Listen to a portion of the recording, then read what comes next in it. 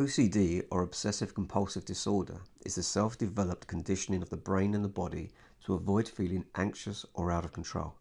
OCD is an addiction to control or a fear of feeling out of control, and your manifestation will come from an overtly dominant or a covertly victim perspective. And because you can't control the big things in life, you'll become pedantic and manage the small things to give yourself a fake sense of security. But this will drive everybody else mad. In and of itself, OCD means nothing. Whether your compulsive actions or unsolicited thoughts make you tidy up, wash your hands, count things, clean things, stay at home, hold your breath, fear you'll harm someone, fear the health of a family member, switch the lights on and off, unplug electrical devices, fear Satan, set the remote control only to odd numbers, line everything up, or Google every last ache and pain, these actions and thoughts mean nothing. Nothing, nothing, nothing. And by solely focusing on these compulsions, nothing will change except your problem will morph from one thing to another, from washing your hands to cleaning the toilet. These rituals and thoughts are just something you've unconsciously learned to calm yourself down to avoid the secondary feeling of anxiety and being out of control of the more significant things in life that you know need addressing.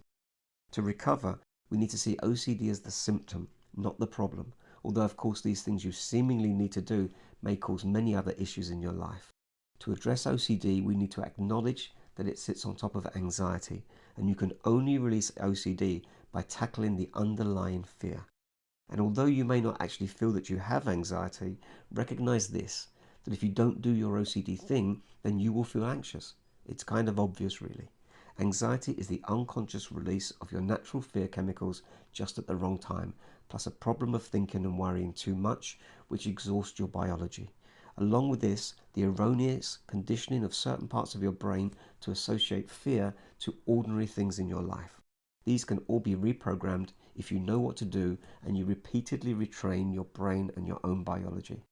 Beneath 90% of anxiety are self-esteem and self-worth issues from childhood, which stem from feelings of guilt, shame, shyness, self-consciousness, or unworthiness. You are not at fault or to blame about how you were conditioned, and you are not responsible for anything except your own emotional well-being in this moment. So by addressing self-worth, being less concerned of how others perceive you, silencing your mind, reprogramming fear responses, anxiety lifts.